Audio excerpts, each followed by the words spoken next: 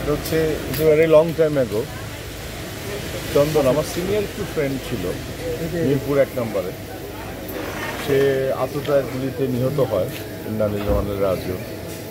তাও তো কত 25, 26, 27 বছর হয়ে গেছে। 27 বছর হয়ে গেছে চন্দন ভাই মারা গেছে। এবং এরপরের থেকে মিরপুরে আমি খুব স্ট্রে করি না।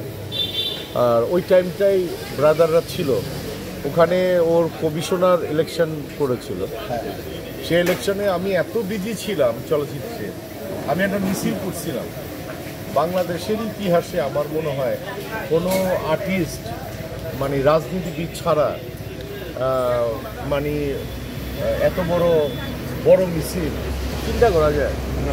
আজকে আমি যা বলো শ্বশুরবাড়িতে ছিলাম, আইসা পুরনো নস্টালজিক স্মৃতিটা মনে করাই দিল, তার জন্য ধন্যবাদ। ধন্যবাদ আপনাকেও। আপনি যে মনে রাখছেন, আপনি যে চন্দন ভাইকে মনে রাখছেন, এটা আমাদের জন্য অনেক কিছু। আমরা ওখানে বসে আলাপ করছি, চোখ ছলছল করে উঠছে। মনে রাখছেন, এটা কয়জন মনে রাখতে পারে? খুব আপন মানুষ ছিল। এবং আমার মনে হয় যে কি বলে চিড়িয়াখানা, তারপরে বোটানিক্যাল গার্ডেন, আমি ছাড়া আর কেউ শুটিং করতে পারতাম না। চন্দন ভাই বলতো খালি সানি করতো শুটিং, আর কেউ না। সেই লোকটা কেন তাকে মারলো কি জানি না। আল্লাহ এটুকু বলবো, আল্লাহ অবশ্যই তাকে জান্নাত নসিব করবে, কারণ সে আততায়ীর গুলিতে মারা গেছে। আজকে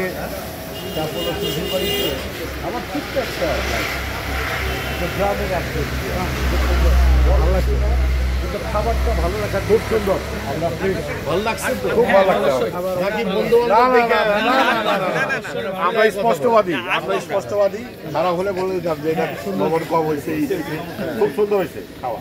আর সবাই মিরপুর 1 নম্বরে ওই জোনে থাকে হোপফুলি। এবং আমাদেরই আস্তে আস্তে কালের গর্ভে বয়সের ভালো একটা জায়গায় চলে যাচ্ছে, এটাই বাস্তবতা। এক সময় বাবার আন্ডারে ছিলাম, মায়ের আন্ডারে ছিলাম, তারপর একটা সময় গিয়ে মানে আমাদের আন্ডারে ছেলে মেয়েরা ছিল, এখন ছেলে মেয়ের আন্ডারে আমরা চলে যাচ্ছি। এটাই বাস্তব, একদিন কবরে চলে যাব। তো মানে আমার পক্ষ থেকে, চাপড়া শ্বশুরবাড়ির পক্ষ থেকে, এবং দিদি আপনার মাকসুদাত কামনা করছি চন্দন ভাই। থ্যাংক ইউ সবাইকে। থ্যাংক ইউ, আপনাকেও ধন্যবাদ। আমাদের মিরপুর 1 নম্বরের তরফ থেকে আপনাকেও ধন্যবাদ। দেখা হবে ইনশাআল্লাহ।